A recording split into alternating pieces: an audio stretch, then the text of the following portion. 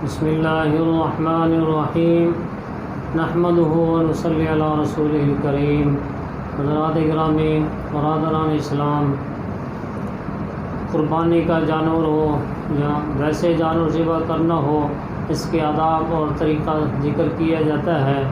سب سے پہلے آدمی ذبح کے آلہ کو یعنی چھری کو تیز کرے تاکہ جانور کو زیادہ تکلیف نہ ہو، اور ایک جانور کو دوسرے جانور کے سامنے ذبح نہ کرے۔ ان چیزوں کا خیال کرتے ہوئے ذبح اختیاری کے اندر یہ حکم ہوتا ہے، اونٹ کے علاوہ جو باقی جانور ہیں، گائے ہے، بیل، بھینس، بکری وغیرہ، ان کو لٹا کر ذبح کیا جائے۔ کس طرح لٹانا ہے؟ قبلہ رخ لٹانا سنت موقدہ ہے، جبکہ آدمی کو جانور پر اختیار ہو۔ اگر اختیار نہ ہو، مشکل پیش آتی ہو، پھر جیسے ہو سکے ویسے لٹا لیں۔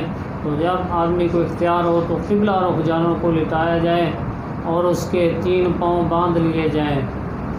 عموماً بعض لوگ 4 پاؤں باندھ لیتے ہیں، یہ اس صورت میں ہے جب کہ آدمی صحیح طریقے سے 3 پاؤں باندھ کر ذبح نہ کر سکے، کوئی خطرہ وغیرہ ہو، ورنہ اصل حکم یہ ہوتا ہے 3 پاؤں باندھ لیے جائیں اور 1 پاؤں اس کا ویسے رہنے دیا جائے، تاکہ جب اسے ذبح کریں تو اس کو کچھ حرکت کرنے میں سہولت ہو، تو اس کی جان آسانی سے نکلے۔ اس میں جانور کو فائدہ ہوتا ہے، سہولت ہوتی ہے۔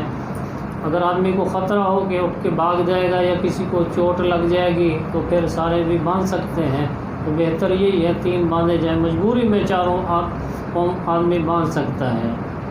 تو جس نے ذبح کرنا ہے وہ اچھے طریقے سے اس پر قدرت پالے اور بسم اللہ اللہ اکبر ذبح کرے۔ ذبح کے وقت نیت کر لے جن کی طرف سے یہ جانور کی قربانی ہے، میں ان سب کی طرف سے اس کو ذبح کر رہا ہوں۔ تو یہ نیت کر کے قربانی کی آدمی چھری پھیرے، تو جس جانور کو ذبح کیا جاتا ہے اس کو سر کے قریب ذبح کیا جاتا ہے۔ 4 رگیں ذبح میں کاٹنی ہوتی ہیں۔ 2 خون کی بڑی بڑی نالیاں ہوتی ہیں، ان میں خون کی دھاریاں نکلتی ہیں، وہ صاف نظر آ جاتی ہیں، اور ایک خوراک کی نالی ہوتی ہے اور اس کے ساتھ ایک سانس کی نالی ہوتی ہے۔ تو یہ 4 رگیں، 4 نالیاں کاٹنی ہوتی ہیں۔ اگر 3 کٹ جائیں تو بھی جانور حلال ہو جاتا ہے۔ اس کے بعد پھر مزید بعض لوگ جانور کی گردن کو مروڑ کر جوڑ کے اندر جو سفید پٹھا ہوتا ہے اس کو چھری کی نوک سے کاٹتے ہیں، تو یہ غلط ہے۔ حدیث پاک میں بھی اور فقہ کی کتابوں میں بھی منع آیا ہے، اس کو نہ کاٹا جائے، یہ بلا وجہ جانور کو تکلیف دینا ہے۔ ذبح کی رگیں سے پہلے ساری کی ساری کٹ جاتی ہیں، تو اس کو کاٹنے کی کوئی ضرورت نہیں ہوتی، خام خواہ جانور کو تکلیف دینا۔ حدیث پاک میں بھی منع آیا ہے، فقہاء کرام نے بھی صراحت کی ہے کہ اس کو کاٹنا مکروہ ہے، تو اس کو نہ کاٹا جائے۔ اور اونٹ کے اندر نہر ہوتا ہے۔ نہر یہ ہوتا ہے کہ اونٹ کھڑا ہو، اس کا بایاں ہاتھ باندھ لیا جائے اور پھر کھڑے کھڑے ہی اس کا نہر کیا جائے۔ نہر یہ ہوتا ہے کہ جہاں گردن شروع ہوتی ہے وہاں سے اس کی رگیں کاٹ دی جائیں، تو 4 رگیں وہاں سے کاٹ دی جائیں۔ تو جس جانور کی گردن لمبی ہوتی ہے تو اس کے اندر یہ طریقہ ہوتا ہے کہ سینے کے قریب جہاں سے اس کی گردن شروع ہوتی ہے وہاں سے اس کی رگیں کاٹی جائیں، تو ان کے اندر نہر ہے، یہاں سے یہ رگیں کاٹنی ہوتی ہیں۔ اسی طرح شتر مرغ ہے، جو بھی لمبی گردن والے جانور ہوتے ہیں اس میں یہی طریقہ ہوتا ہے کہ یہاں سے اس کی رگیں کاٹی جائیں۔ تو اصل تو ان کے اندر نہر ہے، اگر کوئی نہر کرنے والا موجود ہو تو ان کو کھڑے کھڑے اس طریقے سے نہر کیا جائے۔ اگر کوئی بھی آدمی اس طریقے سے نہر نہیں کر سکتا تو پھر آدمی چوٹ وغیرہ سے بچنے کے لیے اونٹ کو بٹھا کر یا لٹا کر جیسے آسانی ہو اس طریقے سے اس کو ذبح کریں۔ تو ذبح کریں گے تو بھی رگیں گردن کے شروع سے ہی کاٹیں گے۔ بعض لوگ اونٹ کی گردن پہ 3 جگہ چھری پھیرتے ہیں، کہتے جی اونٹ کی 3 تکبیریں ہوتی ہیں۔ یہ خود لوگوں کا اپنا بنایا ہوا مسئلہ ہے، کسی کتاب کا مسئلہ نہیں ہے۔ اس لیے کہ شریعت نے جہاں سے رگیں کاٹنے کا حکم دیا ہے وہاں سے جب رگیں کٹ جائیں گی تو اوپر والے حصے کا نیچے والے حصے سے تعلق ہی ختم ہو گیا ہے۔ اب خام خواہ اور جگہ سے چھری پھیرنا، جانور کو تکلیف دینا ہے، تو شریعت نے جہاں سے حکم دیا صرف اسی جگہ چھری پھیری جائے اور رگیں کاٹی جائیں، تو باقی گردن میں کوئی شرعی حکم نہیں ہے اور جگہ چھریاں پھیرنے کا، اس لیے اس کا خیال کیا جائے۔ تو جب جانور ذبح کر لیا جائے تو یہ ذبح اختیاری ہے، اور بعض دفعہ ذبح اضطراری کی ضرورت پیش آتی ہے۔ کوئی جانور ہے، مثلا بھینسا ہے، کوئی کنویں کے اندر منہ اس کا نیچے کو گر گیا ہے، اب نکالا نہیں جا سکتا، جب کوئی جانور گدکنے لگ گیا ہے، قابو میں نہیں آتا، تو پھر حکم ہوتا ہے جہاں بھی آدمی کو موقع ملے اس جانور پر بسم اللہ پڑھ کے چھری چلا دے، اس کا خون نکال دے۔ تو جہاں بھی موقع مل سکے وہاں آدمی بسم اللہ پڑھ کے چھری چلا دے گا، اس کا خون نکلے گا، تو اس سے بھی جانور حلال ہو جاتا ہے۔ اس کو ذبح اضطراری کہتے ہیں۔ تو بعض دفعہ اس کی ضرورت پیش آ جاتی ہے، عام طور پر تو ذبح اختیاری سے کام چل جاتا ہے، اس لیے ذبح اضطراری کی جہاں ضرورت ہو آدمی اس کو بھی اختیار کر سکتا ہے۔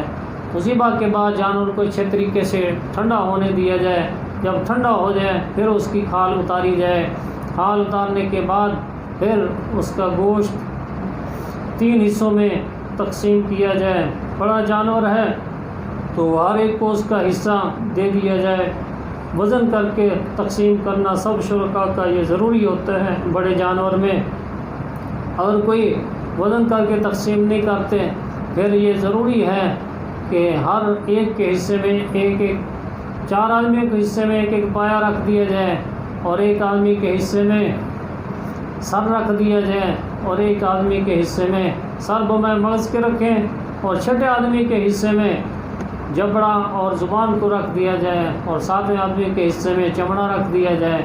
اس طریقے سے ہر ایک کے حصے میں اور کوئی نہ کوئی چیز آ جائے گی، تو اب وزن کے اعتبار سے تقسیم ضروری نہیں ہوگی۔ یا بعض کے حصے میں ایک پایا رکھ دیا جائے، بعض کے حصے میں اوجری کے ٹکڑے رکھ دیے جائیں، یعنی جو چیز وزن کے ذریعہ فروخت نہیں ہوتی اس کو بھی کسی نہ کسی کے حصے میں رکھ سکتے ہیں۔ تو اس طریقے سے وزن کرنے سے آدمی بچ سکتا ہے، ویسے جائز ہو جائے گا، ورنہ وزن کر کے استعمال کرنا ضروری ہوتا ہے۔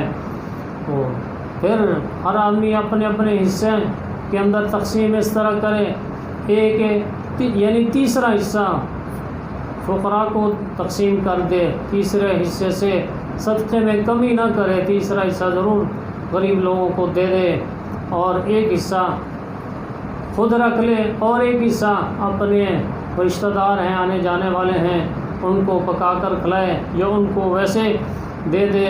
تو 3 حصے ہر کی اپنی قربانی کے حصے کے یا جانور کے کرے، تو اس طریقے سے اس کو کامل ثواب ملے گا۔ ویسے تو قربانی ذبح جانور کا نام ہے، قربانی اس وقت ہو جاتی ہے، تو یہ کام کرے گا تو اجر اس کا بڑھ جائے گا، اور قربانی کے جانور کی جو رسی ہے وہ بھی صدقہ کر دے، اور کھال ہے اس کو بعین یا اپنے استعمال میں لانا چاہے تو لا سکتا ہے، اور اس کا صحیح مصرف زیادہ ثواب لینا ہو تو دینی اداروں میں، مدارس میں جمع کرا دی جائے، تو یہاں ایک دین کا تعاون بھی ہوگا اور کھال بھی صحیح مصرف میں لگ جائے گی۔ ویسے بھی ہر مسلمان کے لیے بہتر اور ضروری ہوتا ہے کہ دین سب کو مشترکہ ہے، تو جب ہو سکے، جس وقت بھی ہو سکے، تو دینی مدارس کا تعاون کریں تو صحیح مصرف میں اس کی کھال بھی لگ جائے گی۔ یاد رکھیں حلال جانور کے 8 حصہ ہیں، ان کا کھانا جائز نہیں ہے، منع ہے۔ نمبر 1 مذکر کا عضو تناسل، نمبر 2 مذکر کے خصیتین، نمبر 3 مؤنث کی پیشاب گاہ، نمبر 4 پتا، نمبر 5 مثانہ، نمبر 6 غدود، غدود کہتے ہیں خون جم جاتا ہے، اس کی گلٹی بن جاتی ہے جانور کے بدن کے اندر۔ نمبر 7 حرام مغز، حرام مغز کے بارے میں بعض حضرات لکھتے ہیں کہ اس کا کوئی حوالہ نہیں مل سکا، یاد رکھیں اس کا حوالہ موجود ہے فقہ کی کتاب میں حاشیۃ الطحطاوی علی الدر المختار، صفحہ نمبر 360، جلد نمبر 4 مسائل شتہ کے اندر اس کی صراحت ہے کہ اس کا کھانا بھی جائز نہیں ہے۔ 7 اجزاء باقی حضرات نے بیان کیے ہیں، تو اس کتاب میں یہ بھی ساتھ بیان کیا گیا ہے، زیدہ نخاع الصلب، وہاں یہ الفاظ موجود ہیں۔ اور اکابر کے فتاوی میں حضرت گنگوہی رحمۃ اللہ علیہ نے صراحت کی ہے کہ اس کا کھانا منع ہے۔ تو 8ویں چیز ہے دم مسفوح، بہنے والا خون۔ بہنے والا خون اس کی حرمت نص قطعی سے ثابت ہے، تو اس کی حرمت قطعی ہے، اور باقی 7 اجزاء کی حرمت وہ حدیث پاک اور فقہاء کرام کی تصریحات سے ہیں، تو ان کا کھانا مکروہ تحریمی ہے۔ اس لیے ان اجزاء کو آدمی نہ کھائے۔ بعض لوگ کپورے کھاتے ہیں، بڑے شوق سے کھاتے ہیں، ان کا کھانا جائز نہیں ہے، گناہ ہے۔ اجری کے بارے میں بعض لوگ اشکال کرتے ہیں کہ اس کا کھانا جائز نہیں، تو فقہاء کرام نے کسی جگہ بھی اس کے کھانے کی ممانعت نہیں لکھی، اس کا کھانا جائز ہے، اجری حلال ہے، اچھے طریقے سے اسے دھو کر آدمی استعمال کر سکتا ہے۔ اس کی علت کے دلائل بندہ نے درس حدیث صحیح مسلم کے اندر تفصیل سے ذکر کر دیے ہیں، اور ایک فتویٰ کے اندر بھی تفصیلاً موجود ہیں، اور بعض حضرات نے اجری کے حلال ہونے پر مستقل کتاب بھی لکھی ہوئی ہے۔ تو جو شخص مزید حوالہ جات چاہے تو ان کی طرف رجوع کر سکتا ہے۔ اللہ تعالی ہم سب کو صحیح مسائل پر اور قربانی اور اس کے سارے مسائل صحیح طریقے سے سمجھنے کی اور ان پہ عمل کرنے کی توفیق عطا فرمائے۔